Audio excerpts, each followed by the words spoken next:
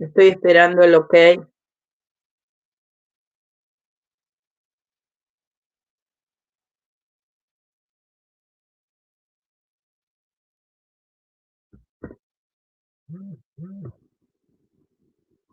Supongo que podemos empezar.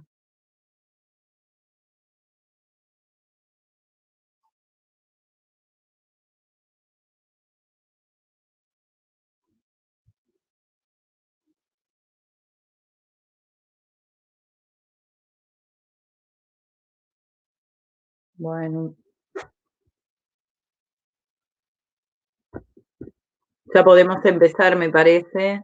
Estoy esperando que me digan.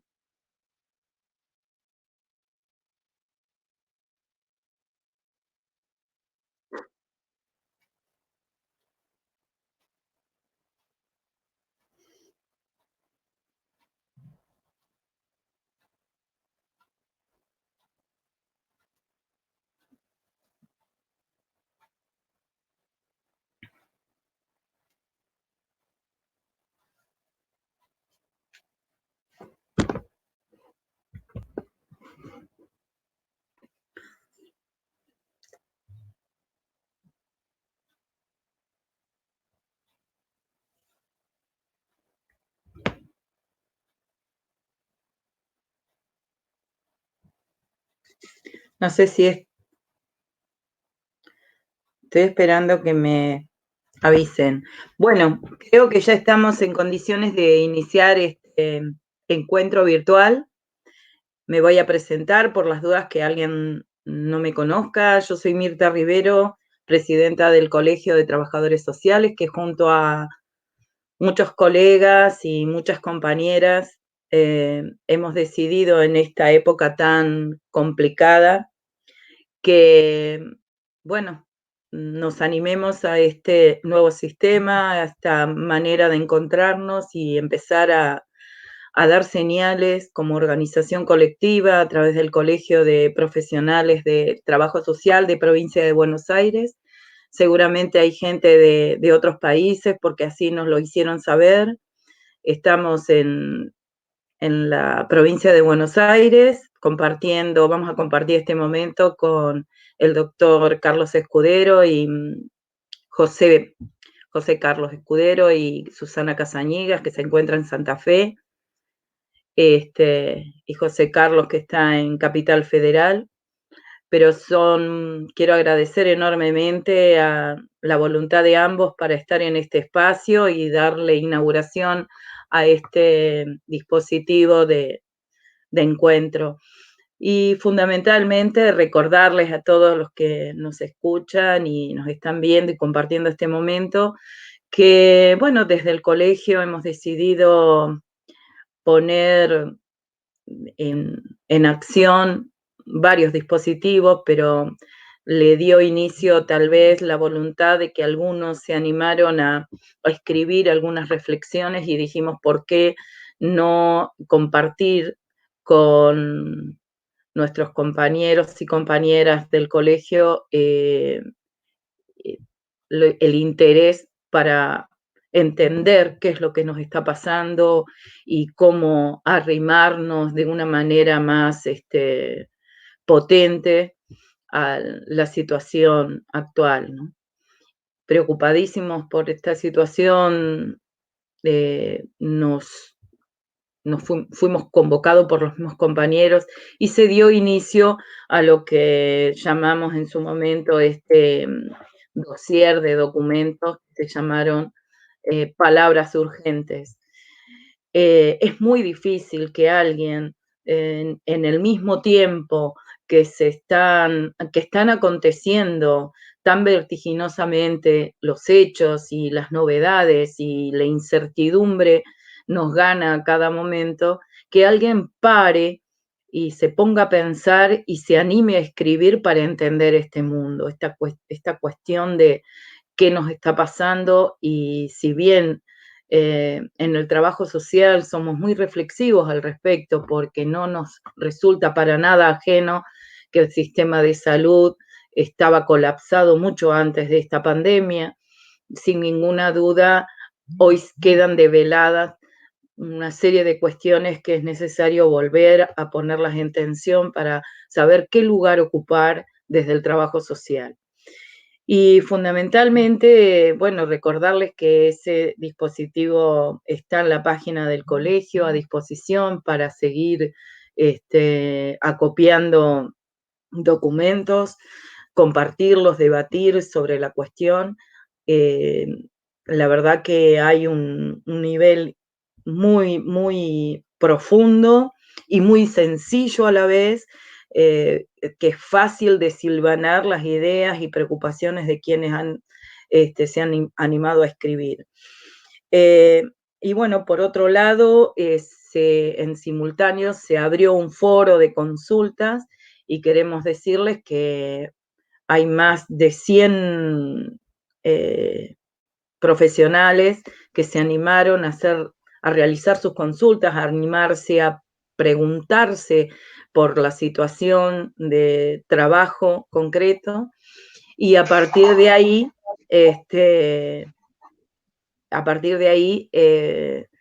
se pudieron elaborar algunos otros documentos que estimamos que en el día de mañana van a salir. Y el otro dispositivo que pudimos crear en el colegio fue animarnos a realizar cursos virtuales para sostener de alguna manera la reflexión, y que esos cursos tuvieran que ver fueron intereses previos a la pandemia, pero la virtualidad nos puso a todos en jaque y nos obligó a generar y poner a disposición toda la organización del colegio. Queremos que sepan que son más o menos entre unas 15 y 20 personas que están obligadas casi a diario a estar dispuestas para que esto salga. Así que yo quiero agradecer enormemente la voluntad de los empleados del colegio, pero también a un puñado de colegas que se pusieron al hombro y rápidamente se pudo concretar estos dispositivos. Y hoy tenemos, bueno, una alegría enorme en medio de tanta tragedia, contar con la presencia de José Carlos Escudero y Susana Casanigas, que ya los vemos ahí en pantalla, a ambos. Y la verdad es que yo quiero ya mismo acordar con ustedes más y contarles a los que están escuchando que ambos, la idea de este dispositivo es que ustedes entren en diálogo, por eso se llaman diálogos urgentes, y a nosotros nos llena de orgullo que sean ustedes dos quienes rápidamente nos dijeron que sí, nos dijeron que estaban dispuestos a este encuentro.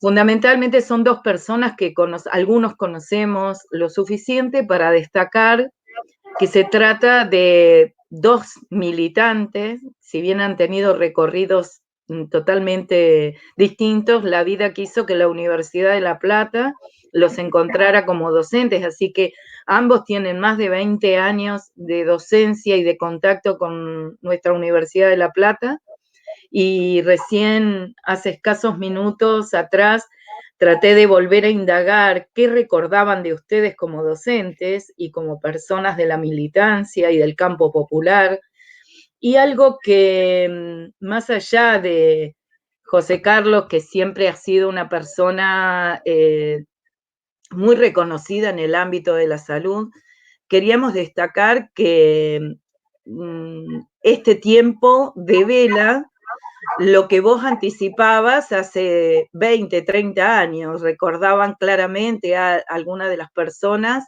que me pidieron por favor que no las nombre, pero después yo te voy a hacer saber quiénes son y quiénes reconocen esto. Fundamentalmente que en el año 92 te animaste a decirle a la universidad que los gremios podían estar en las aulas, que los desocupados podían estar en las aulas, y demostrar que con esa unidad de análisis de un trabajador desocupado se podía leer un contexto.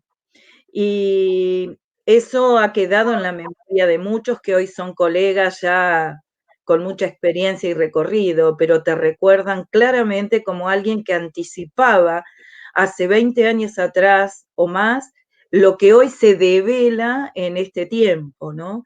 un sistema de salud que colapsaba, recordábamos también en el año 16, cuando vos anticipabas a los gobernantes de turnos y les anticipabas con vehemencia, este sistema no da para más. Imaginemos este tiempo de hoy, si hace apenas 4 o 5 años atrás ya estaba colapsado.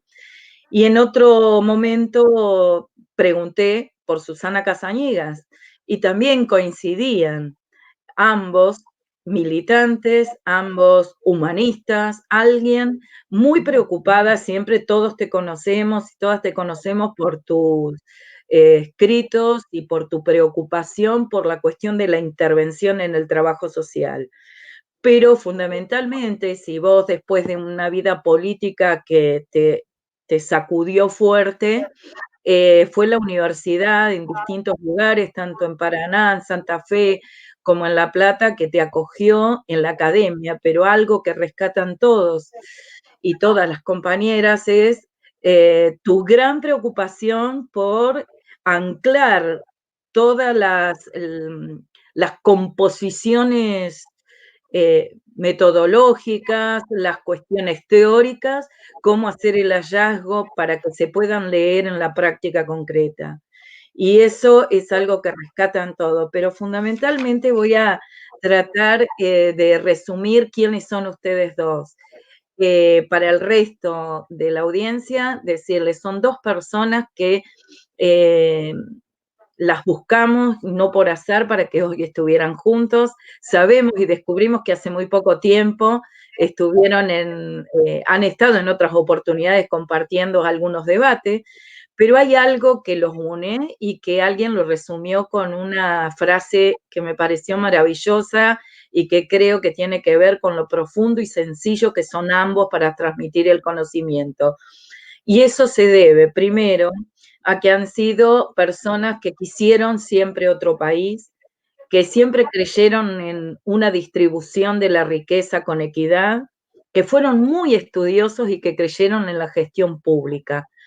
Y se resume en esta frase, ambos tienen, se han apoyado y no han quedado, no han sucumbido ni a la meritocracia, que la universidad tanto te apremia a veces para que vos quedes preso de allí, y que ambos son un ejemplo de personas y de profesionales que lo único que querían es perseguir una ética y sostenerla en el tiempo, y creo que ha quedado demostrado, de querer otro país. Y hoy esta pandemia, esta cuestión del contagio, de la emergencia, nos pone a todos en un lugar tan complicado y difícil como parte de un pueblo que se ve amenazado y que pareciera ser que la única salida es el encierro y una propaganda tan fuerte para hablar de un sistema que pareciera ser que si en Europa fracasaban, nosotros estábamos condenados a la peor de las muertes. Y bueno, la idea sería poder conversar con ustedes y dejar que ambos dialoguen. Cada uno de ustedes tendrá más o menos entre 15 y 20 minutos para exponer algunas ideas y luego empecemos a intercambiar. Les agradezco enormemente en nombre de todo el colegio de la provincia de Buenos Aires y sé que del país también están muchos compañeros y compañeras esperando escucharlos. Un abrazo y gracias por estar. Si querés, Susana. Bueno, no sé si me escuchan o me ven. Ahí la veo, Susana, y a vos te veo también, Mirta. Aquí estamos. Bueno, encantado, y para mí es un honor estar acá. Así que yo propondría que la compañera Susana Casaniga empiece hablando y después hablo yo, que se pone en función de mis años avanzados. ¿Ok? Muy bien, cómo no. Perfecto, bueno, así que seguramente quienes nos están ayudando en esta transmisión, te van a poner a vos, Susana, en pantalla y vamos a ir intercambiando. Gracias a todos los que están escuchando y ya nos vamos a ir intercambiando. Bueno, cómo salir después de esta presentación, José Carlos. ¿Qué te parece? Gracias, Mirta, muy generosos ustedes y generosas, lógicamente. Bueno, en principio, buenas tardes a todas, a todos, a todes. Y creo que no es muy oportuno, en todo caso, agregar lo que por lo general decimos, ¿cómo están? Porque creo que estamos como podemos estar. Dicho esto, me parece interesante algunos agradecimientos, insisto, muy generosos, los comentarios de Mirta, me hizo, digamos, recuperar un poco esa historia de La Plata, una historia muy interesante, muy intensa, y que, bueno, me permitió conocer a tanta gente, entre esa gente ahí, el gran, digamos, compañero José Carlos Escudero, gran sanitarista, y evidentemente es un honor poder compartir con él este, este espacio. Espacio que, como bien decía Mirta, todos estamos tratando de aprender, fundamentalmente los que ya tenemos determinada edad. Bueno, entonces agradezco al colegio, me parece sumamente interesante, importante estar presente en estas formas urgentes, entre comillas, palabras, diálogos, y fundamentalmente seguir manteniendo esta idea de lo colectivo, aunque sea remoto, pero saber que si bien uno está hablando y se está hablando a uno mismo, en la pantalla, sí hay un montón de personas que nos están siguiendo, o por lo menos pretendemos que sea eso. Y justo digamos, agradecer al colegio y reconocer esta labor, también quiero hacer extensivo a lo que están haciendo muchos colegios, muchos colegas, eh, tratando de ver de qué manera acompañamos este momento. Un momento, en realidad, absolutamente inédito, y lo decimos quizás junto con José Carlos, personas que hemos pasado por momentos bastante complejos, si se quiere. Pero evidentemente yo creo que una de las cosas que todos lo sabemos, o sea, no quiero abundar en diagnósticos y en situaciones, sino decir simplemente que esta pandemia lo que deja en claro es cómo este capitalismo neoliberal, patriarcal, desnuda la precariedad, como dice Judith Butler, en la que estamos los seres humanos. Recuerdo que ella, cuando habla de precariedad, da cuenta de cómo hay voluntades políticas que llevan a que ciertas poblaciones no tengan redes de contención, no tengan los servicios adecuados, estén en todo caso en situaciones de mayor vulnerabilidad. En este caso yo creo que la pandemia, digamos, expresa con toda esa crudeza de la pandemia misma, porque se lleva vidas, expresa, digamos, cómo, o sea, el fracaso, en todo caso, de estos pensamientos neoliberales acerca de la importancia del mercado y el corrimiento del Estado en lo que sea la intervención en todos los ámbitos de la vida social. Dicho esto, quiero, digamos, plantearles un poco, algunos habrán leído lo que yo escribí, creo que el 30 de marzo, puse así algunas ideas, medio como apremiada también por esas urgencias, por esta necesidad bueno, de decir algo. Y yo decía en esas notas, que eran notas provisorias y precarias, porque evidentemente estaban planteadas desde un lugar digamos, de mucha incertidumbre de qué hacíamos y qué podíamos hacer frente a esto.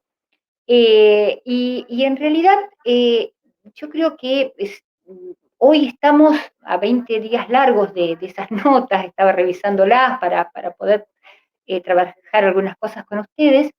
Estaba pensando que hoy hay cosas que hay que replantearse, o por lo menos tener una atención diferente, porque es así, es el día a día, ¿no? O sea, como las cosas van cambiando. Además, quiero decir que yo estas notas o estas ideas, esta conversación que tengo con ustedes, tiene que ver fundamentalmente con la posibilidad de tirar al debate reflexiones que necesariamente se tienen que colectivizar. ¿M? Y que siempre están puestas en el registro del aporte, pero creo que en este sentido nadie tiene la posta hoy. ¿M? Y creo que una vez más viene a cuento esto de que nos salvamos entre todos o no nos salvamos de ninguna manera. Entonces, me parece que el punto es retomar, o sea, esta es una situación inédita, decíamos, deja al descubierto esta precariedad. Hay, digamos, posibilidades de plantear entre todos algunas alternativas, pero evidentemente todo lo que podamos decir, incluso en forma colectiva, si nosotros queremos plantearlas en términos de una intervención profesional, tenemos que tener muy en claro algo que planteó también Carballeda en uno de los escritos, que es cómo singularizamos esas intervenciones. Nosotros acá hoy podemos discutir algunas cosas, podemos haber, digamos, como coordenadas generales, podemos estar planteando algunas cuestiones, pero en cada lugar el lugar es singular. Por lo tanto, me parece que eso también es importante. Ni nadie tiene la posta, ni podemos universalizar propuestas, aunque esas propuestas sean colectivas. Decía yo que en esas notas había tomado como dos aspectos, ¿no? Había planteado el tema del autocuidado y había planteado el tema de la intervención profesional, en trabajo social, lógico. Lo que en ese momento, o sea, yo tomé esas dos dimensiones fundamentalmente a partir de conversaciones que iba teniendo con compañeros que estaban trabajando en la primera línea, como sabemos decir. Y en ese sentido, cuando yo planteaba del autocuidado, y lo sigo sosteniendo, yo caracterizaba el autocuidado en esas notas como, digamos, como una cuestión política. ¿Y por qué decía que el autocuidado, justamente con la palabrita autocuidado, me parecía política? Porque justamente el autocuidado también tiene que ser visto en términos colectivos. O sea, cómo nosotros planteamos las demandas, digamos, vehiculizándolas por colegios, por sindicatos, en forma grupal. Cuando digo demandas, ¿en qué sentido? Nosotros necesitamos garantías de protección de las condiciones en que intervenimos. Estoy hablando de los colegas, que en este caso, las y los colegas que están trabajando, digamos, digamos, en estos momentos, fundamentalmente los compañeros de salud, pero no solamente los de salud. Entonces digo, por un lado esto, ¿no? O sea, nosotros necesitamos hacer un planteo de condiciones garantizadas en términos de protección, todo lo que es la bioseguridad. Pero hay otro aspecto que me parece que es importante que planteamos en el autocuidado, y que tiene que ver con este tema de nuestras propias protecciones en términos de salud mental y lo físico respecto de los agotamientos, respecto de cómo uno va teniendo en el propio cuerpo, digamos, estas angustias. Entonces digo, ahí me parecía que, si, vuelvo a decir, sin ningún tipo de pretensión de recetas, ni mucho menos, pero me parece que ahí vale mucho este tema de pensar con otros, este tema de poder discutir qué cosas son necesarias hacer, qué es lo que podemos hacer desde las propias, digamos, fuerzas que tenemos, ¿no? De los propios recursos, de la propia logística y demás, de nuestros propios, digamos, conocimientos y otros de estos aspectos, también poder definir de quién es la responsabilidad, porque muchas veces los trabajadores sociales tenemos como esa costumbre de corrernos y asumir responsabilidades que es de otros, y no porque nosotros querramos hacerla, porque como no lo hace nadie, lo hacemos nosotros, ¿no? Entonces, esto me parece que también tenemos que plantearlo. ¿Y hasta dónde podemos hacer? Yo creo que en estos momentos es sumamente importante estar corriendo eso que yo llamo la moral sacrificial de los trabajadores sociales que nos acompaña desde hace tanto tiempo, y que en realidad, digamos, debemos ponerle un coto, saber manejar nuestros límites, sin que esto de poner el límite sirva de excusa para el no hacer y para el no comprometerse, ¿no? O sea, me parece que ahí tenemos que estar viendo realmente en situación qué significa poner el límite y qué significa correrse en forma poco ética. Y en estos días se dio una gran discusión, estos últimos días, acerca de que si nuestra tarea es esencial o no es esencial. Yo en realidad creo que nuestras tareas son esenciales. Ahora, voy a aclarar siempre algo. No carguemos de esencialismo la condición esencial de nuestra actividad. ¿Qué quiero decir con eso? Nuevamente, plantear este tema de los límites, plantear este tema, o sea, correr esta, digamos, esta omnipotencia, que luego nos lleva a que lloremos en los rincones porque no nos permiten hacer lo que queremos o no nos reconocen. Ese es por el lado del autocuidado, con cosas que vienen de lejos. Por eso digo, cómo nosotros nos manejamos en el autocuidado en estos aspectos, que, insisto, en cada lugar tendrá sus características. Respecto de la intervención profesional, cuando uno se pone a pensar, y yo decía ahí también, qué es lo que aportamos o qué es lo que podemos aportar los trabajadores sociales en estos momentos. Y yo creo que tenemos un aporte fundamental que tiene que ver en el conocimiento que tenemos acerca de la población con la que trabajamos. O sea, las condiciones de vida, la vida cotidiana de esta población. O sea, eso es fundamental, porque nosotros, mal que les pese a muchos que buscan esa especificidad, tenemos una matriz teórica interdisciplinaria per se que nos permite articular determinados saberes y poder decir cosas acerca de en términos integrales, ¿no? Entonces, me parece que ese es un punto muy, muy importante, por eso hablo de lo esencial en términos de actividad de los trabajadores sociales, ¿no? O sea, ese conocimiento que tenemos, un conocimiento muy, muy importante en estos momentos. Y por otro lado, digamos, estas capacidades que tenemos de coordinar y articular, ya sea en forma horizontal, ya sea en forma vertical, me parece que esos son dos aspectos ¿eh? que, que se ponen en juego y son muy, muy importantes en este momento. Esto significa la posibilidad de realizar diagnósticos descriptivos, descriptivos, o sea, nosotros sabemos qué población hay en el barrio, cuántos adultos mayores, cuántos niños, qué situaciones, pero a la vez tenemos otro conocimiento. Y sobre esto creo que es importante en este momento, justamente en este momento, parar un poco y poder reflexionar. Es todo el conocimiento más cualitativo. ¿Qué quiero decir con esto? El modo en que las personas viven sus condiciones de precariedad, digamos, para volver a tomar el concepto de Butler. O sea, este modo de habitar la pobreza, de habitar la desigualdad, son cosas que nosotros las conocemos muy bien.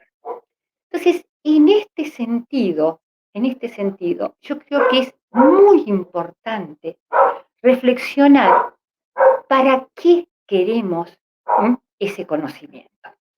Si ese conocimiento va a servir para plantear una estrategia de intervención, para trabajar en términos de equipos interdisciplinarios de salud, etcétera, etcétera, pero si nosotros lo planteamos para informar, entre comillas, ya ese nombre es bastante, digamos, preocupante, ¿a quién, por qué, para qué?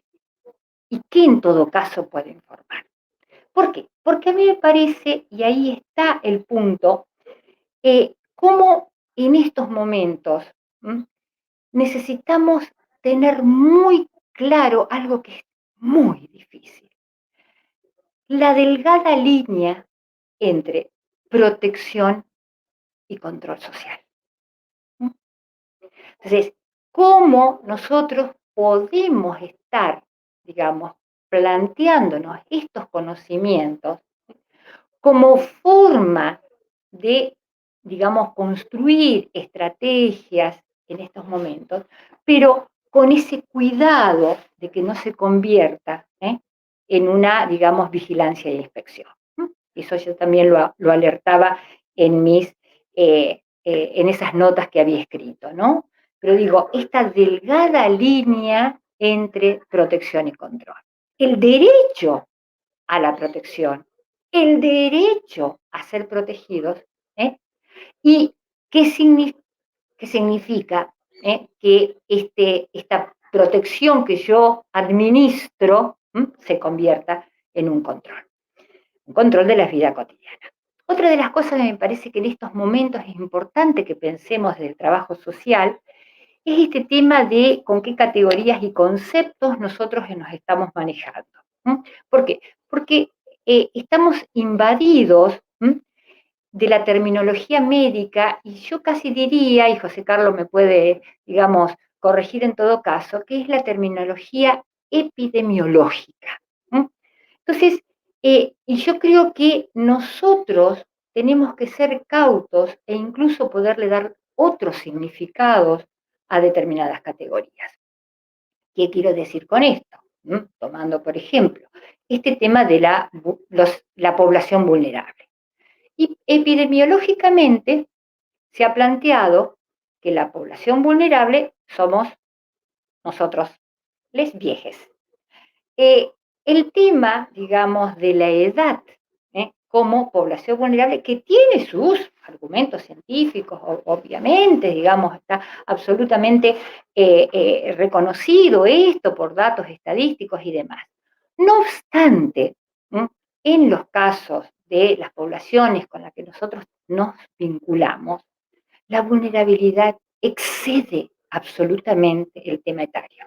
O sea, nosotros tenemos vulnerabilidades por mala nutrición, tenemos vulnerabilidades por, digamos, cuestiones de consumos varios, tenemos vulnerabilidades por vivienda, o sea, el hacinamiento, o sea, hay ahí, digamos, un concepto que desde el punto de vista social supera ampliamente el concepto que está definido desde lo epidemiológico. Entonces, ¿cómo podemos estar viendo y podemos dialogar en este caso con, digamos, en los equipos de salud o en los equipos, digamos, o en los comités de crisis o donde nosotros podamos estar para poder dejar claro eso?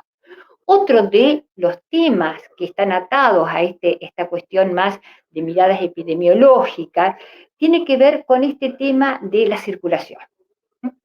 El bicho circula porque circula la gente.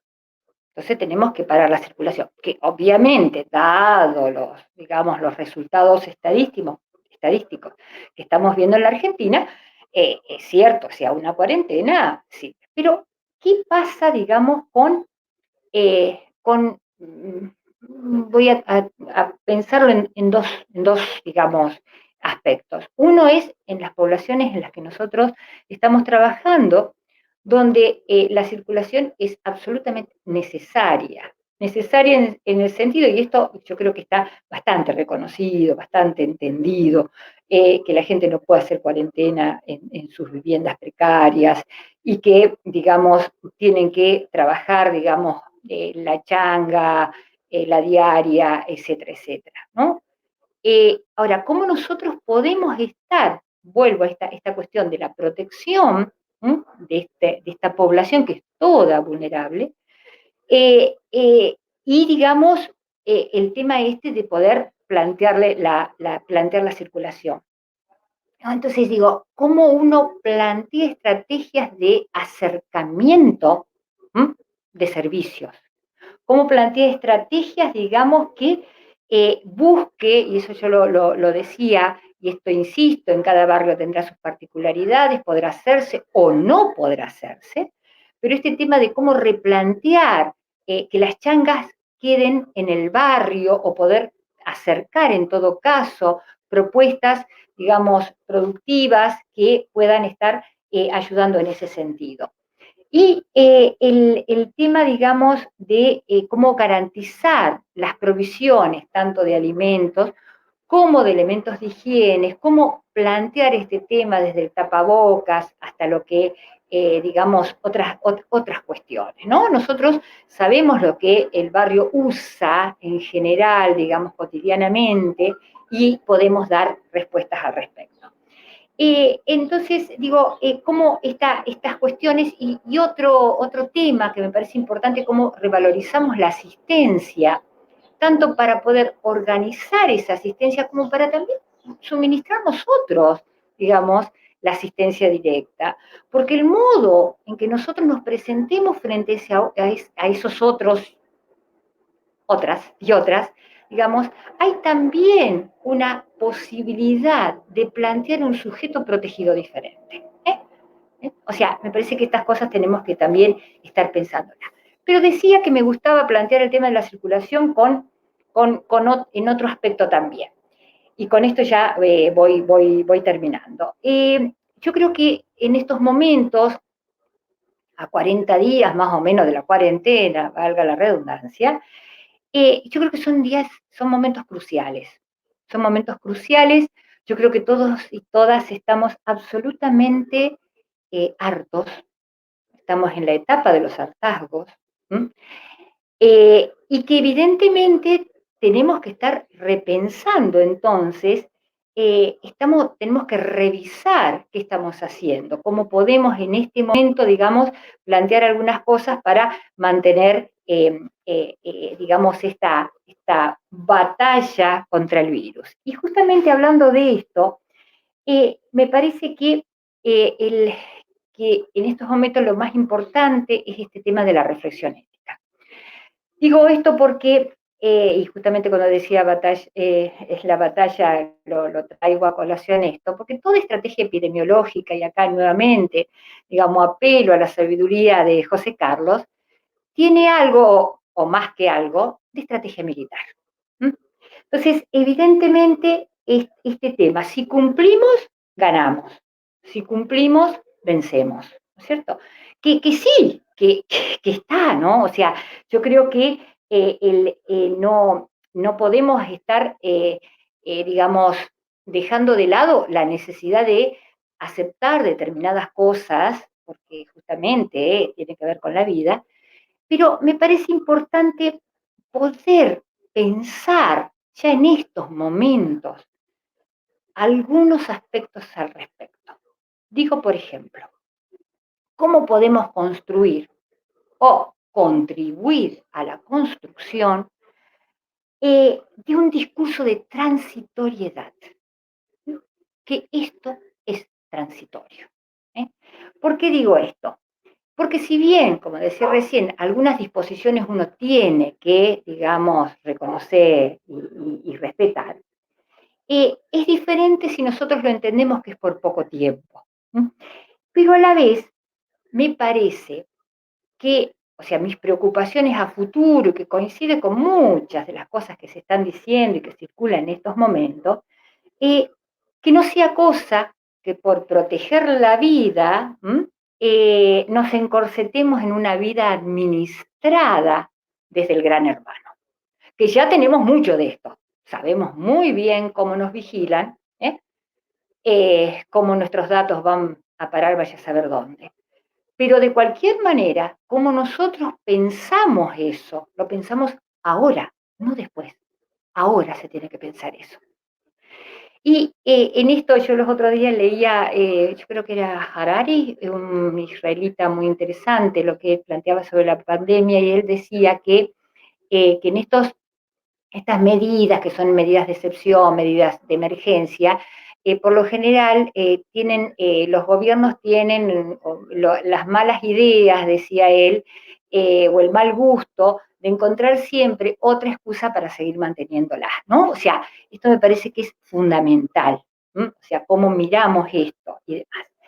El tema, y por el otro lado, yo no creo, y se los digo con total sinceridad, no creo en esto de mi derecho, mis derechos. O sea, yo creo en los derechos colectivos. Yo creo en lo común. Pero hay algo que me parece que es impostergable. Y es la dignidad del otro. O sea, una cosa, digamos, es este tema de porque es mi derecho, y otra cosa es avasallar la dignidad del otro. Y esto tiene que ver con toda esta cuestión nuevamente de la población más vulnerable, este tema de que nosotros como población más vulnerables epidemiológicamente no habilita absolutamente a nadie a que, digamos, avancen no en mi derecho individual, avance en mi dignidad. Hay una gran franja de la población vulnerable, definida epidemiológicamente, que somos sobrevivientes de largas y largas experiencias de violencia, experiencias de discriminaciones, experiencias muy dolorosas. Y creo que siempre tuvimos esta idea de ser dignos. Ser dignos peleando por un mundo mejor y ser dignos muriendo como queremos morir. Muchas gracias. Gracias, Susana. La verdad, sorprende que además te emociones casi en el final, porque la verdad es que estamos siempre todos muy como sensibles, porque es en el tiempo actual que nos exige además reflexionar, además, como vos recién lo planteabas, pensarnos como un colectivo, pensar en el bien común y no sucumbir a ciertos cánones consagrados que nos quieren plantear otra ética de cómo convivir en este mundo actual, ¿no? Yo antes de darle la palabra a José Carlos, quiero recordar a todas las personas que nos están escuchando que ya hemos superado los 1.100 participantes, así que asombra el número. También acaban de comunicarme que hay gente de Chile, de Paraguay, escuchando estos debates, este diálogo, y fundamentalmente recordar a todas las personas que estén dispuestas a sumarse al debate. Pueden escribir, hay personas que van a estar tomando y recopilando las consultas para que podamos tener un momento sobre el final y que podamos intercambiar algunas ideas. Así que están a disposición en el chat para poder intercambiar ideas. Y bueno, contarles también que tenemos un documento que está muy pronto a salir, como ya les decía, que casualmente es un aporte de compañeras y compañeros que están en distintos puntos de la provincia y se han reunido para compartir algunas reflexiones, y la verdad es que nos llena de orgullo que gente joven, comprometida con el trabajo, Marta Cimarotti, Clarisa Ulgar, Carminia Macías y Manuel Mayardi han compartido un documento que se llama Particularidades y tensiones en la intervención profesional y en el marco de la pandemia COVID-19. Y en virtud de ese esfuerzo es que queremos recomendar la paciencia que algunas personas por ahí pueden disponer en este encierro, de que no nos provoque la encerrona de no animarnos a leer y a tener la paciencia de disponer de un buen tiempo para la lectura. Eso le hemos perdido la pista a la lectura a veces, y entonces este es un buen momento para volver a ese origen de cómo nos están convidando este tiempo a tener paciencia y leer con profundidad. Le doy la palabra a José Carlos para que arranques con tus reflexiones y no menos recordar algo que hace un tiempo has dicho, antes de esta pandemia, que no nos cobre caro cuando el sistema de salud está colapsado, que lo has dicho ya hace muchos años atrás. Pues decía, que no nos cobre tan caro, porque no, la única salida no son las políticas neoliberales. Y a veces se piensa en grandes políticas para hacer sucumbir los males de este tiempo, cuando en realidad se trata de sostener al menos que muchas familias puedan sostener por lo menos la capacidad de compra de sus alimentos básicos. Vos decías, se trata de inyectar ahí, ¿no?, para poder salir adelante con la vida cotidiana. Después pensemos todo lo demás. Así que me parece que tenés mucho para decir en este tiempo, sobre todo porque contás con información estadística que a veces grafica claramente cómo poder mirarnos. José Carlos, ya podés dar inicio a tu Bueno, ¿empiezo? Sí. Bueno, ¿me escuchan? Bueno, primero algún dato epidemiológico. El país que mejor está midiendo el impacto del coronavirus, cuántos enfermos tiene, cuánta gente ha sido enfermada, con lo cual tiene algún grado de inmunidad, es Alemania. ¡Ey! ¿Se cortó esto? No. ¿Hola? Sí. Mejor ahora. Sí. Buah, sigo hablando. Sí, Alemania llegó a contabilizar en este momento que el 15% de la población ha tenido coronavirus, ergo el 85% de los alemanes son vírgenes a un virus nuevo, a un virus que contagia antes de dar síntomas, que no tiene inmunidad histórica, que no tiene vacuna. Todos los demás países del mundo, me temo pensar, tienen menos inmunidad que este 15% alemán. Así que la gran proporción de la población humana es virgen al coronavirus. Si pensamos que en el mundo hay 8.000 millones de personas y que van a recibir el coronavirus para enfermarse o no, 4.000 millones, la mitad de esos 8.000, la gran mayoría no va a tener síntomas, pero algunos se van a morir. Si se muere el 1% de 4.000 millones, tenemos 40 millones de muertos, en un escenario que tiende a ser no de los más catastróficos que hay. Entonces, lo que quiero plantear es que esta situación es absolutamente nueva, y relaciono esto con lo que pasó hace 12 años, cuando se pinchó la burbuja capitalista financiero de las hipotecas truchas en Estados Unidos. Se pinchó la burbuja, quebró Lehman Brothers, hubo una enorme cantidad de gente que echaban, que había pagado la casa, no la echaban de la casa, aumentó el desempleo. Los países del mundo, por socialdemócratas que fueran, vieron que tenían que salvar a los bancos. Así que llenaron a los bancos de plata para que no quiebren, disminuyó el gasto social, entre ellos el gasto en salud, pero todos los gastos sociales bajaron y entonces el precio que están pagando ahora los países desarrollados por haber desfinanciado los sectores sociales, por haber desfinanciado la salud, porque el 2008 había que salvar a los bancos, es un precio que se está pagando ahora en vidas humanas. Que los sistemas de salud tienen tan poca flexibilidad, están tan diseñados a ganar guita o a ser eficientes en términos capitalistas, que a la menor demanda adicional la gente se empieza a morir. Inclusive en países tan desarrollados como los europeos socialdemócratas, o el país que gasta más plata que del planeta en salud, que es Estados Unidos, donde ya hay 40.000 muertos.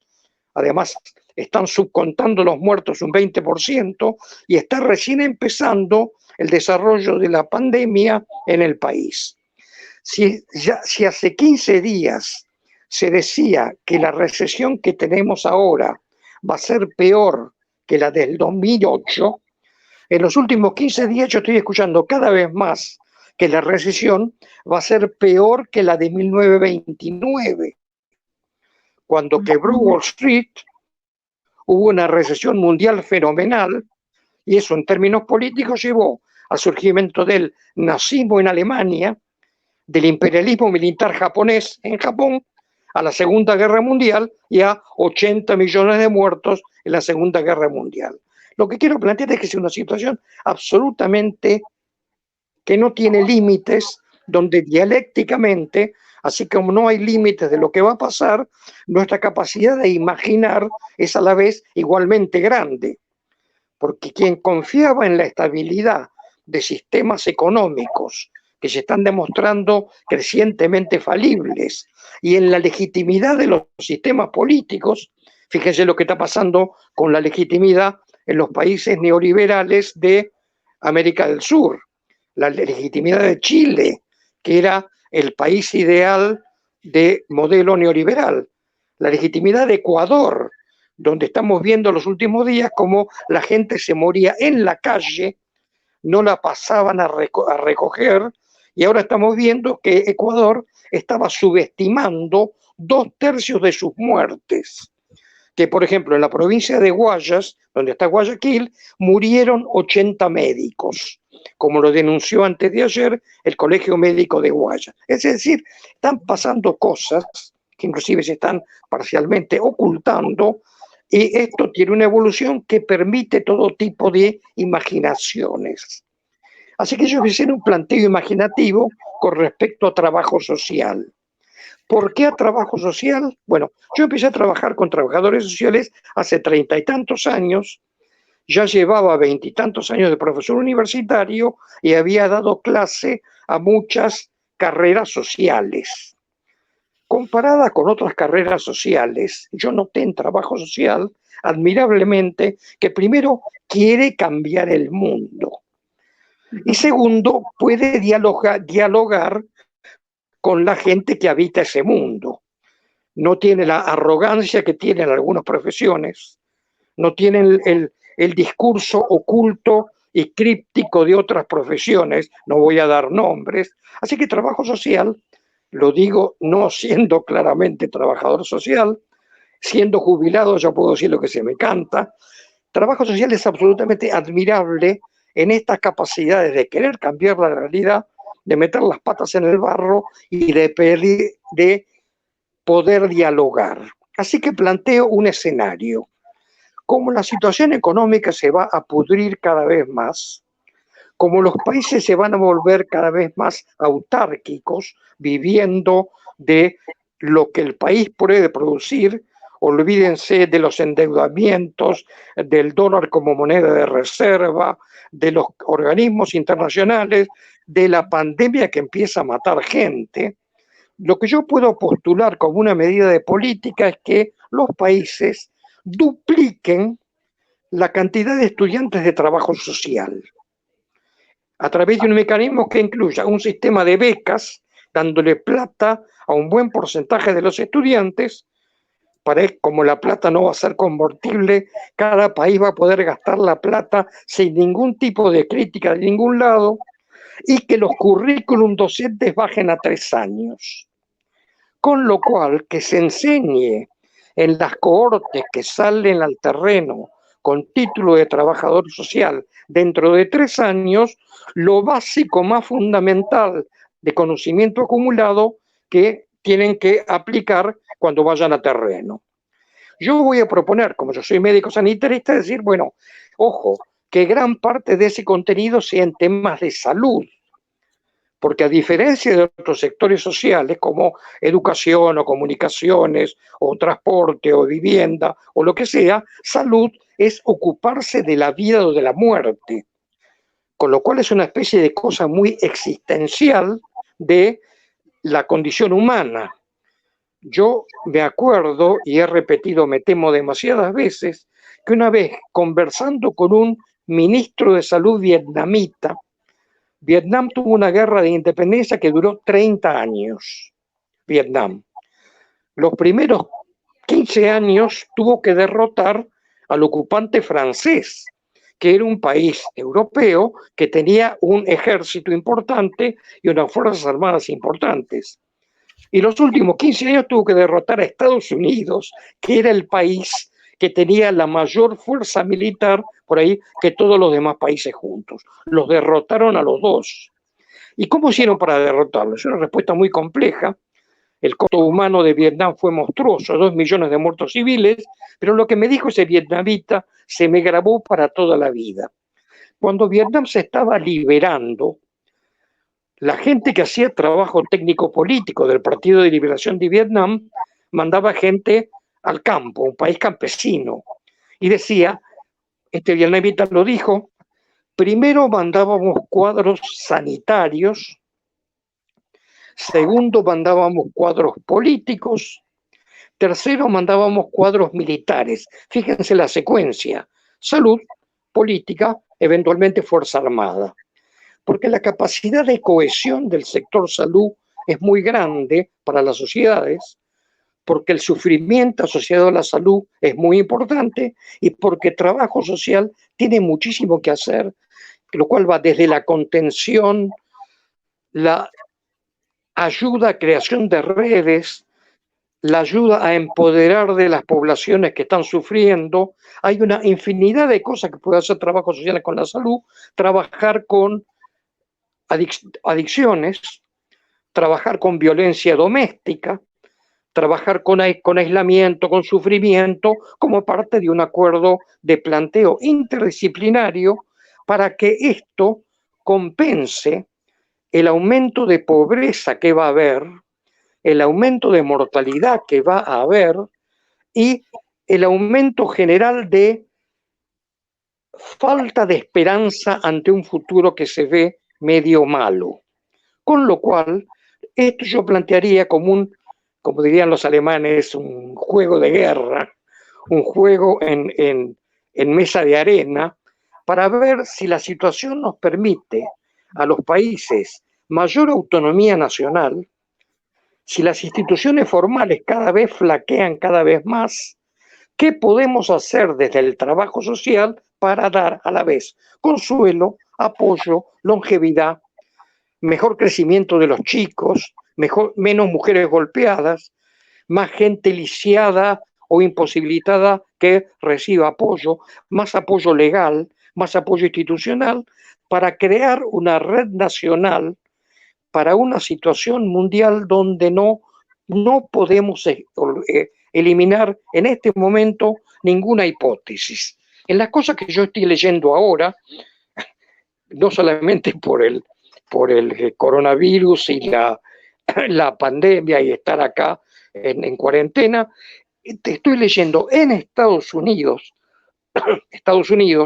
país más con el mayor PBI del mundo, con lejos la mayor fuerza militar del mundo, crónicas de vida cotidiana en Nueva York, que es la ciudad cabeza del mercado financiero planetario, Nueva York. Las crónicas que yo leo, está en internet en varias cantidad de lados, de gente que en Nueva York donde está la mayor sofisticación médica, económica y etcétera del planeta, la gente que está muriendo sola, que porque no tenía plata, por no tener cobertura social, no hacía una consulta médica y la terminaban encontrando muerta en el departamento que tenía o que alquilaba. La gente que se levantaba al hospital, iba al hospital a requerir atención y no la dejaban tener atención porque el hospital ya estaba lleno. Es decir, fenómenos que uno asocia a una sociedad neoliberal hegemonizada por el capitalismo financiero que ha escapado de todo tipo de control de racionalidad y que ni siquiera en la capital financiera del imperio podía dar estas cosas elementales que en otros sistemas políticos se pueden seguir dando, aunque el país sea pobre y aunque no haya muchos recursos. Lo que yo invitaría es que hagamos para trabajo social una gran cantidad de mesas de arena para plantear macroalternativas posibles para el tiempo que se viene. Porque lo que yo mismo como lector de esto estoy observando, que las conclusiones que estoy sacando ahora no eran las que tenía hace 15 días, no digamos que hace un mes, no digamos que hace 2 meses. Yo en este momento que planeo mi vida de jubilado, tenía planeado viajes y yo pensaba hasta, lamentablemente, pese a que sea epidemiología, hasta lamentablemente no hace mucho tiempo que todavía yo iba a seguir viajando, que es una cosa de locos, porque, déjenme pasar otro aviso, lo que hizo Argentina fue una cosa excelentísima, que es de entrada meter una cuarentena domiciliaria bastante severamente cumplida.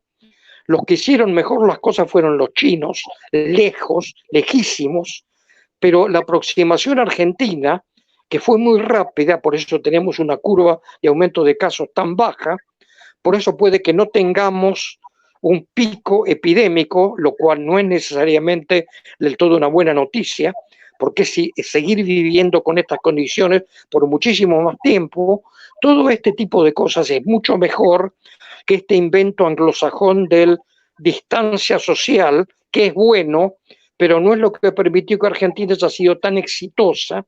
Irónicamente, otro país que hizo bien las cosas fue Grecia, que fue un país totalmente hecho pelota por el Banco Central Europeo y por el Fondo Monetario Internacional para pagar una deuda a través de ajustes y ajustes y ajustes que hace 10 años que está viviendo.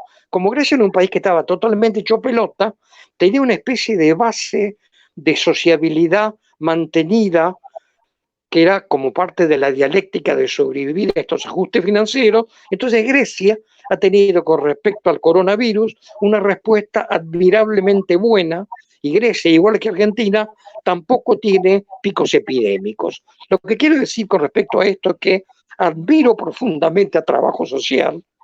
Estaría muy contento si hubiera el doble de trabajadores sociales en la población de Argentina de ahora, aunque 3 años de universidad para los académicos es peor que estar 6 años, y que en estas mesas de arena empecemos a pensar en el mundo que se viene, que no era el mundo que nosotros pensábamos que era, tan cerca como hace más o menos 3 semanas, un mes. Este es mi speech. ¿Cuánto hablé? No sé cuánto. Fin. No, estamos bien de tiempo. No sé si querés seguir agregando algo más o se suma Susana. No, ya está el planteo. Bien. ¿Qué decir? A ver, respecto de esta inyección que estás planteando de trabajadores sociales a un plano de intervención más directa sobre cuestiones sociales que las tenemos bastante bien conocidas por nosotros, como lo decía Susana hace un rato, no es algo ajeno a la mayoría de los trabajadores sociales, cómo convivir y cómo lidiar con la prepotencia de la miseria o con la prepotencia de tantos derechos vulnerados, ¿sí? Lo que sí podría, yo también me voy a jugar a decir viste que tengo la impunidad de recientemente jubilada. Entonces también voy a decir lo que quiero.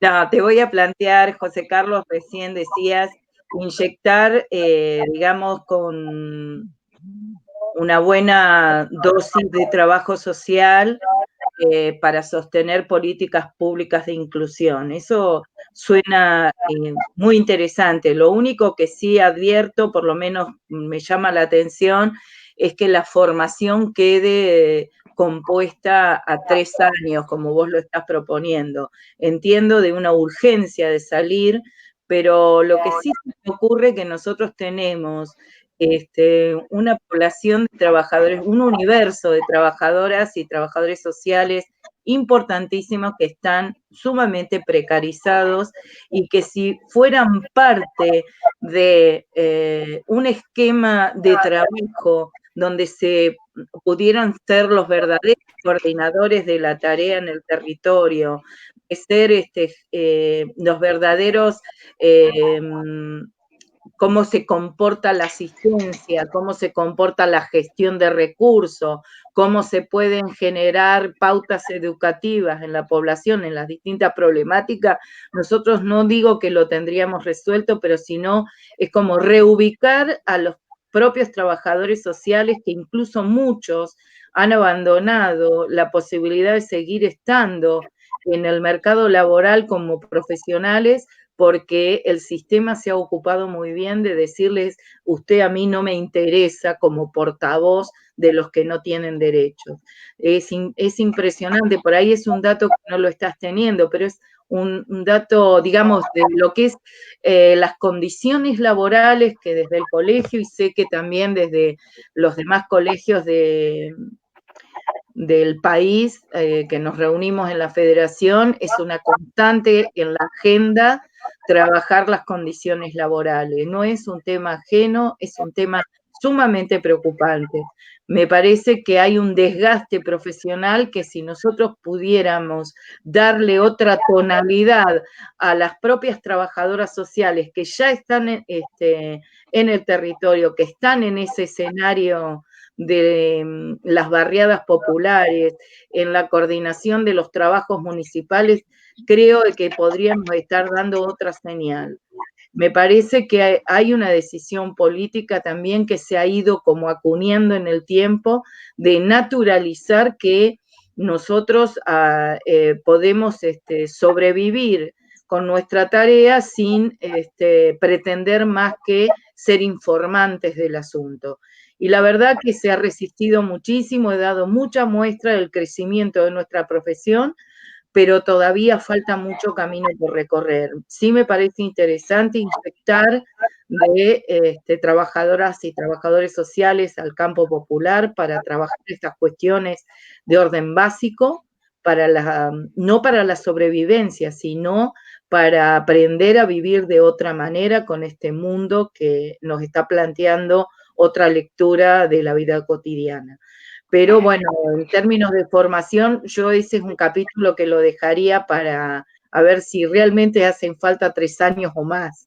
Pero sí me parece que es interesante que pensemos ese asunto. Sí, Susana, veo que coincido en este sentido. Yo no negocio la formación, digamos. Me parece que es importante que se planteen, digamos, otro tipo, o habría que ver de qué manera llevamos adelante una currícula que tenga realmente las condiciones necesarias como para que el egresado despliegue, digamos, sus conocimientos que no sean pura aplicabilidad, sino que sean, digamos, cuestiones que tienen que ver con la investigación, que tienen que ver con muchos lugares que podemos ocupar los trabajadores sociales como otras disciplinas. Eso me parece que tendríamos que verlo. Se puede discutir muchas cosas, pero en estos, digamos, por más que vemos que acá, y yo acuerdo con lo que vos decís, José Carlos, que acá es un momento de una gran, digamos, inflexión, que no sabemos hacia dónde vamos a salir, ni mucho menos, pero también sabemos, yo siempre digo que yo a los 15 años escuché por primera vez que me decían que el capitalismo estaba dando sus últimos estertores. Bueno, pasaron muchos años. Voy a cumplir 67, por lo tanto, digamos, esto de que son los últimos estertores siempre como que nos cuentea el capitalismo. Entonces, en medio de estas, digamos, estas estructuras, digamos, que hoy por hoy se plantean en la sociedad y demás, es muy riesgoso pensar en profesionales que, digamos, tengan como diferenciaciones en términos de formación y demás. Eso sería toda una discusión, pero me parece que por ahí va la cuestión. Yo creo, como dice Mirta, o sea, nosotros somos muchos trabajadores sociales. Nosotros tenemos currículas impresionantes, currículas no, matrículas impresionantes. O sea, es una carrera que siempre crece. Lo que pasa es que esa carrera que siempre crece también tiene, por otro lado, el problema que no todos, digamos, pueden mantenerse en el sistema. ¿Por qué? Porque también la población que llega a trabajo social es una población que, digamos, tiene sus problemas también en términos económicos y demás. Entonces, parece que ahí habría que ver toda otra cuestión, ¿no? O sea, cómo planteamos sistemas de becas, bueno, se puede ver este tema de la formación. Pero por el otro lado, y tomando un poco este tema de esa bisagra que planteas vos, José Carlos, sí, el tema es que para mí son finales tan inciertos, o sea, salidas, más que finales, no existen los finales, pero sí salidas tan inciertas, que uno parece que pueden cambiar, y yo acuerdo con vos que dada, digamos, un escenario como el que planteás acerca de esta cuestión tan globalizada, que vamos a tener que cada uno vivir con lo de uno, etcétera, etcétera, es probable también que haya como una revalorización del lugar del Estado y lo que el Estado, digamos, tiene que, o sea, la presencia del Estado en educación, en salud, en, digamos, protección social. Si hay un cambio así de Estado, es probable también que nosotros como trabajadores sociales tengamos otros lugares. Pero también tenemos que, digamos, plantear nosotros, dirimir ahí, digamos, nuestros lugares como, digamos, son también lugares que hay que ganarlos en este sentido. Pero me parece que acá aparecen muchas cuestiones. Creo que esto que decís vos, las medidas que tomó el gobierno argentino respecto del coronavirus, realmente dan cuenta, es lo que decíamos antes, o sea, vos tenés, digamos, toda la visión más general de los diferentes países y comparativamente tenemos una buena, digamos, estamos bien, digamos, en ese sentido. Y creo que también son momentos en los que uno, hace un rato estaba escuchando que parece ser que mañana no se van a pagar intereses de la deuda, cosa que me parece extraordinario, pero también ahí tenemos que estar pensando en que, o sea, hay la erosión de los verdaderos dueños del poder, es algo que se mantiene independientemente del coronavirus, ¿no? Entonces, y eso tenemos que tenerlo en claro, o sea, ¿cómo planteamos esto? Parece extraordinaria esta decisión. Creo, como todo, es un lugar común ya, te voy a decir, pero menos mal que nos dio la pandemia en estos momentos y no unos años atrás, ¿no es cierto? Eso lo sabemos. Pero, no obstante eso, no obstante las posibilidades, es muy, muy incierto todo. Por lo tanto, tenemos que buscar esto, ¿no? Del día a día. Me gusta esta idea de plantear los escenarios. Yo creo que los escenarios tienen que ser también particulares, más allá que trabajemos con coordenadas generales.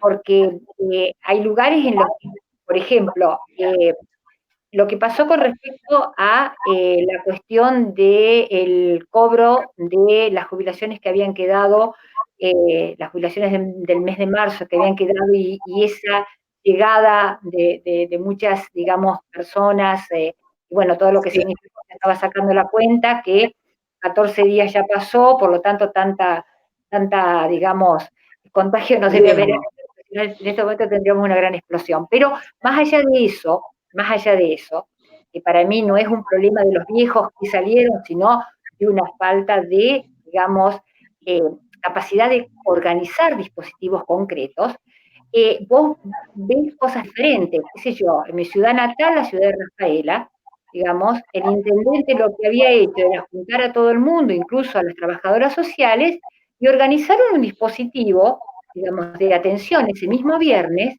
que las colegas aprovecharon, digamos, para poder acercarse a la gente, ver cómo estaban, se entiende, o sea, hay situaciones y situaciones, estamos hablando de escalas manejables, son ciudades con escalas manejables, con un Estado que a los rafaelinos les puede gustar más o menos, pero que siempre ha estado presente, digamos, con proyectos de gobierno, digamos, de preocupación por la protección social, y esto se ve.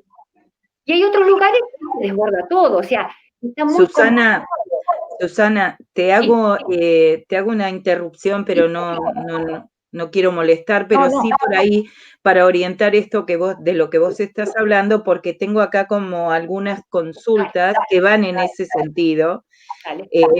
Acá hay una colega que ha planteado y yo pido derecho a réplica, ¿eh? Sí, por favor. También hay para vos cuestiones aquí. Bien, muy brevemente. Susana, yo estoy casi totalmente de acuerdo con ustedes, excepto que estamos hablando de diferentes tiempos y diferente cantidad de poder político. ¿Ok? En el corto plazo, enhorabuena. Si la situación evoluciona tanto que vamos a tener, por buenas o malas razones, mucho más poder político y una moneda no convertible, vamos a poder financiar un enorme gasto social adicional.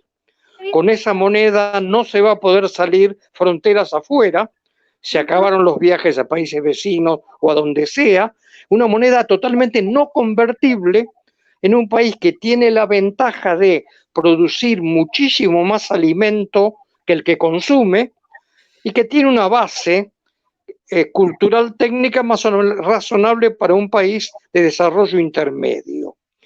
Yo pagué bastantes precios en mi vida por defender a los médicos descalzos de China. Cuando los comunistas llegan a Beijing, año 49, China tenía la mitad de la esperanza de vida que Argentina y una mortalidad infantil que era 2/3 superior.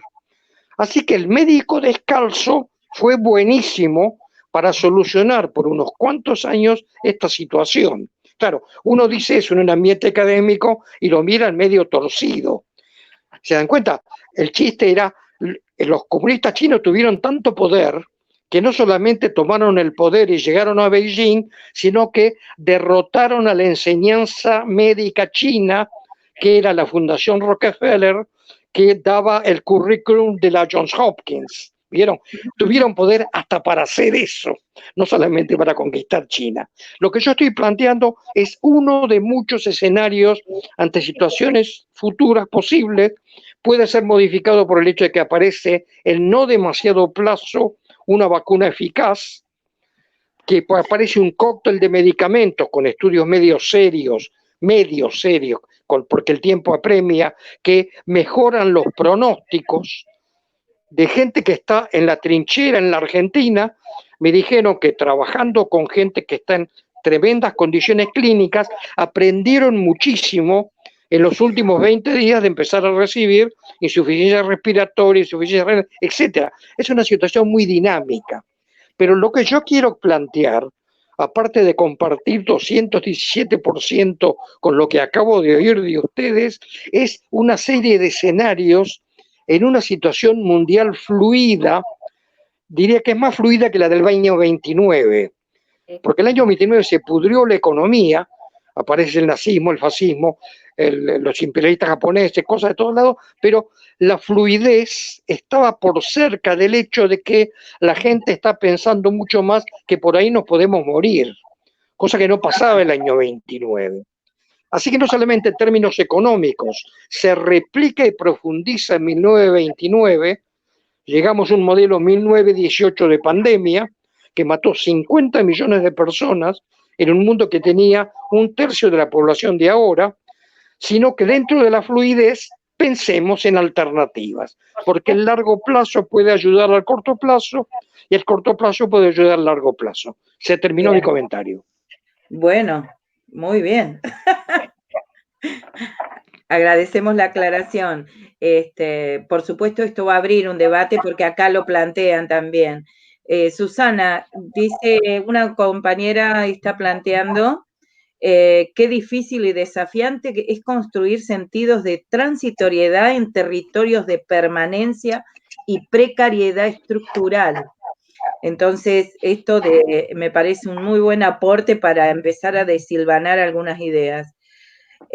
Otros agradecen la presentación, en la medida que podamos procesar todo lo que se expresó, se va a poder enriquecer con la singularidad de cada lugar y un excelente aporte, lo están celebrando. Y hay un pedido acerca si se puede volver sobre el concepto de revalorizar la asistencia directa, si habría una posibilidad de plantear a un sujeto protegido desde la asistencia. Esto lo digo ahora y ya te paso, José Carlos, también los comentarios hacia tu ponencia, que bueno, un agradecimiento enorme en varias personas acerca de lo que has reconocido hacia nuestra profesión. Respecto de lo que has planteado, dice, no podemos desconocer que en nuestro país el modelo médico hegemónico sigue siendo fuerte, es fuerte, y no deja mucho espacio para otras disciplinas.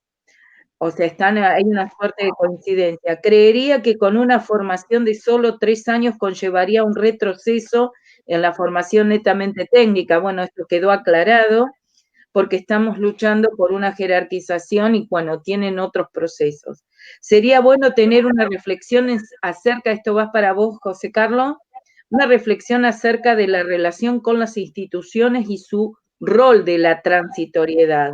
No todos están teniendo presencia y en otros casos, no todos los trabajadores están siendo convocados para pensar las nuevas formas de intervención en este contexto.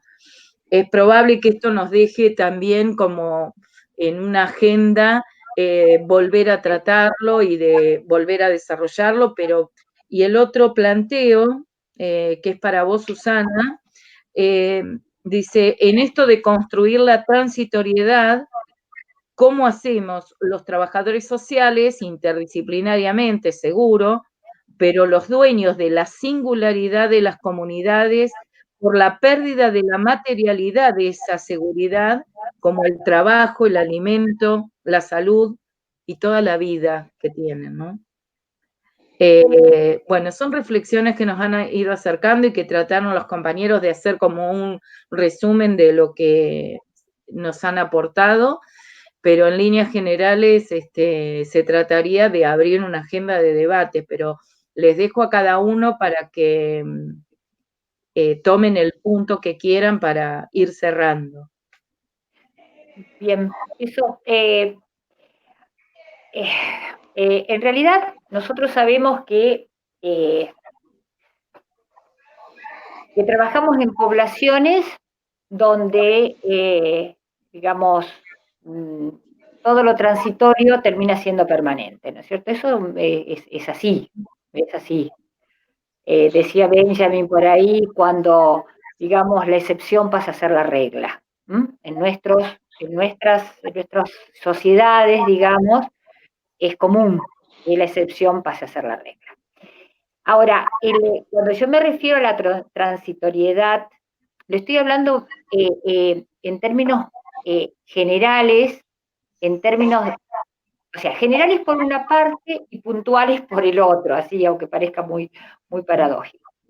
¿Por qué digo términos generales? No estoy diciendo que la construcción de un discurso de transitoriedad tenga que ver con esa población en particular y hacerles creer que esto es transitorio. Estoy planteando más allá de eso. Estoy planteando construir un discurso, digamos, contrahegemónico. ¿Se me entiende? O sea, un discurso que pueda asentar de alguna manera que, digamos, una cuarentena es algo transitorio, a eso voy, a que esta situación que vivimos, más allá que, y lo veo los ojitos del profesor Escudero, que me miran, más allá de lo que signifique que esto va a cambiar muchas cosas, por supuesto, pero a lo que me refiero, y cuando yo dije el tema que estamos en la etapa de los hartazgos, me refiero a todos, o sea, cómo vamos, digamos, planteando también una batalla por los sentidos de los discursos. Hay tanta cosa catastrófica que pareciera que ya los viejos no vamos a poder salir nunca más en la vida, digamos. No solamente no viajar, como dice José Carlos, y que yo, digamos, no lo acepto, yo quiero seguir viajando, pero más allá de eso, o sea, cómo planteamos alguna cuestión para poder, digamos, tener un piso desde donde plantear algunos futuros. Estas arenas que planteaba, de las que hacía referencia José Carlos. Esto por una parte. Por otra parte, digamos, creo que hay cosas, insisto, a lo mejor estas bisagras nos permiten recuperar algunas otras cuestiones, otras formas de protección, y también algunos protagonismos que por ahí, como bien dicen ustedes, no estamos teniendo los trabajadores sociales en ciertos lugares. Yo insisto, es cierto esto, pero también cómo demostramos que somos imprescindibles para estar. Porque a veces, muchas veces, esto nos cuesta. Es más la queja que la propuesta argumentada y demás. Insisto, no estoy desconociendo la variedad de cosas que existen y los lugares y los no lugares que nos dan o no nos dan a los trabajadores sociales. Eso por una parte. Por otra parte, el tema de la cuestión de revalorización de la asistencia. Bueno, esto lo venimos planteando, no solamente yo, varios, digamos. Siempre ha tenido mala prensa la asistencia, el trabajo social, porque siempre estuvo asociado con esta cuestión del asistencialismo, la cuestión material, digamos. Ahora, ¿cómo damos vuelta a esto en una perspectiva del derecho a la asistencia? El derecho a la asistencia, ¿no? O sea, ¿cómo podemos estar pensando eso? E insisto, el modo en cómo se da un bolsón da cuenta de una interpelación a un otro o a una otra como un sujeto de la pura beneficencia, de la pura carencia, o alguien que tenga derecho a recibirlo. Y ahí pongo yo el punto. El derecho a recibir ese bolsón. O sea, me parece que en estas cuestiones nosotros estamos como muchas veces dejando de lado lugares que son muy importantes en términos de construcción de subjetividades, posibilidades de, digamos, conversar con el otro, o sea, reconocer los derechos que le asisten a los otros, que siempre digo, los derechos en términos colectivos, ¿no? Me parece que por ese lado van las cuestiones. Yo insisto con estos dos conceptos de Butler, el de precariedad y el de precaridad. Me parece, digamos, los invito a que se lo lea porque me parece que son muy importantes para trabajo social, ¿no? O sea, la vida precaria es precaria porque tenemos conciencia de finitud, vamos a morirnos, y algo que dice ella que me parece extraordinario, es que nuestra vida es precaria porque no podemos vivir sin los soportes de los otros. Me parece que eso es extraordinario. No podemos vivir solos, autónomos. Yo total, ¿para qué voy a votar si total yo, si no trabajo como es, si voto por mi lomo porque si no trabajo no como, ¿no? O sea, estas cuestiones que están tan arraigadas en el sentido común. Y por otro lado, el concepto de precariedad, y con esto cierro, que es esto, ¿no? O sea, las inducciones políticas, las decisiones que se toman en términos políticos para dejar a poblaciones sin esos soportes de protección, sin, digamos, la posibilidad de construirse en sus propias vidas, ¿no? O sea, parece que esos dos conceptos son bien interesantes para incorporar. Bueno, sería para muchas cosas, pero quiero dejarle lugar a mi querido José. José, tenés Bien. la palabra. Bueno, algunos comentarios. Se mencionó el modelo médico hegemónico. Quiero corregirlo. No es un modelo médico, es un modelo capitalista. Sí. Los médicos no saben en general, ni quieren saberlo por ahí, porque se les desarma la subjetividad, que están siendo tan explotados o crecientemente tan explotados como cualquier persona explotable.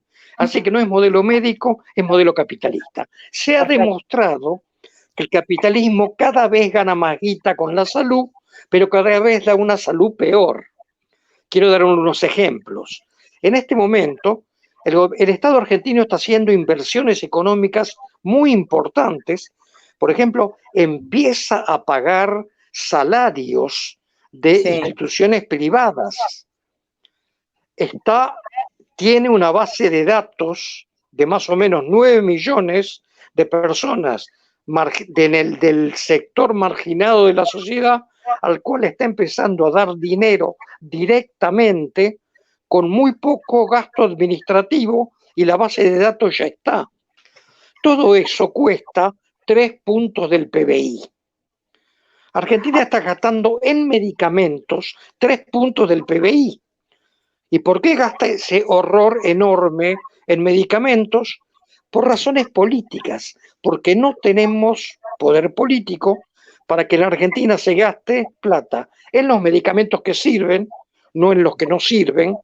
Los datos están en internet, si quieren saberlo, qué medicamentos sirven, qué medicamentos no sirven y qué costo se les puede cobrar. Es decir, se gasta en medicamentos, gasto que, si la correlación de poder político fuera otra, se podía ahorrar las 3/4 partes, la misma cantidad que estas admirables medidas que está tomando el gobierno argentino en los últimos días.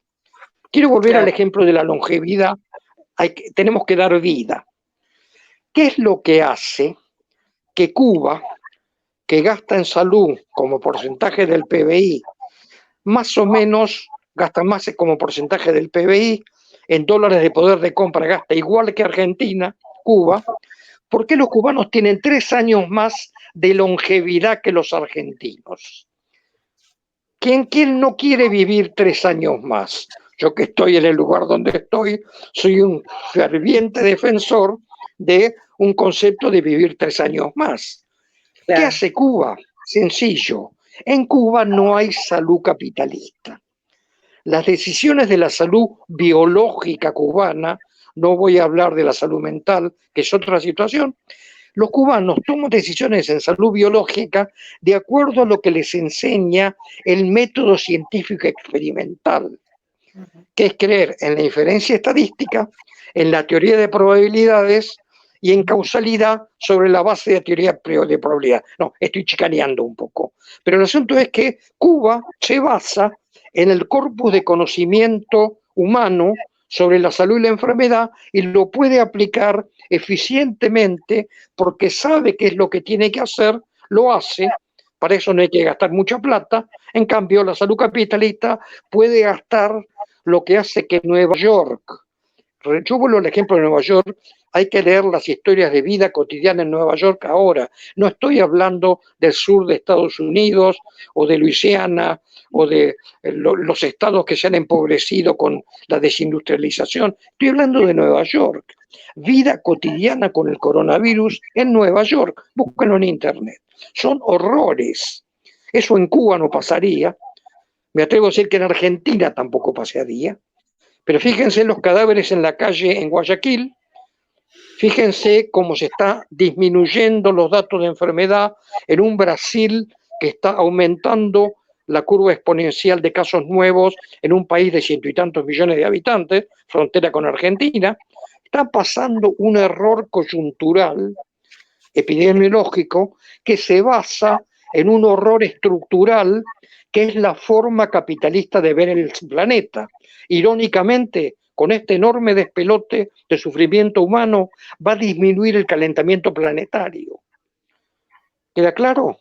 Sí. De las cosas. Así que yo no estoy planteando, yo quiero decir, en diferentes escenarios, con diferentes dosis de poder político, podemos hacer diferentes cosas. Los escenarios son tan cambiantes y los cambios de poder político son tan posibles en este momento de caos internacional que hagamos un poco de gimnasia intelectual. Y yo estoy seguro que gran parte de trabajo social me va a mirar tan torcido como decían mis colegas médicos cuando yo defendía a los médicos descalzos como solución para China y no el currículum de Johns Hopkins University. ¿Queda claro? Peloteemos estas cosas un poquito más. Fin de comentario. Bien, bien. Súper interesante todo lo que han aportado. Yo creo que esto seguramente debe haber muchas otras preguntas que se las podemos ir transmitiendo en la medida que surjan posibilidades de debate, se las vamos a acercar porque sabemos en el caso tuyo, Susana, que prontamente tenés otra conferencia con otro de los colegios de acá, creo que el de Mendoza, ¿verdad? Mendoza, sí, Mendoza. Mendoza, con lo cual te podemos transmitir las inquietudes de los que han estado escribiendo. Lo mismo, José Carlos, te vamos a hacer llegar las nuevas inquietudes que surjan para poder continuar estos diálogos. Vamos a dar final al encuentro, agradecerles enormemente la presencia. Yo estoy convencida que son muchos más los que van a seguir escuchando esta conferencia. Va a estar colgada en la página del colegio varios días, así que va a quedar a disposición para que ustedes, los que están escuchando, puedan opinar y compartir estas ideas que se fueron desarrollando. Me quedo sumamente satisfecha y en nombre de todo el colegio y de las compañeras que han estado participando, agradecerles la presencia y todos los aportes que han hecho. Además, como no nos sorprende, es la sencillez y el buen humor para transmitir lo que piensan. Les agradezco enormemente y avisarles al resto que este va a ser como un programa semanal, de que todos los martes a las 5 de la tarde vamos a continuar con estas conferencias o debates, porque en realidad los llamamos diálogos urgentes. Es esto de estar pensándonos nuevamente, porque como decía José Carlos hace un rato, hace 15 días atrás, te hizo repensar nuevamente este escenario, que hay algo más para decir y para desdecirse también. Así que invitarlos al resto a compartir estos diálogos urgentes. Nosotros en el próximo martes, que es 28 de abril, también a las 17 horas, por este mismo medio, vamos a estar compartiendo, bueno,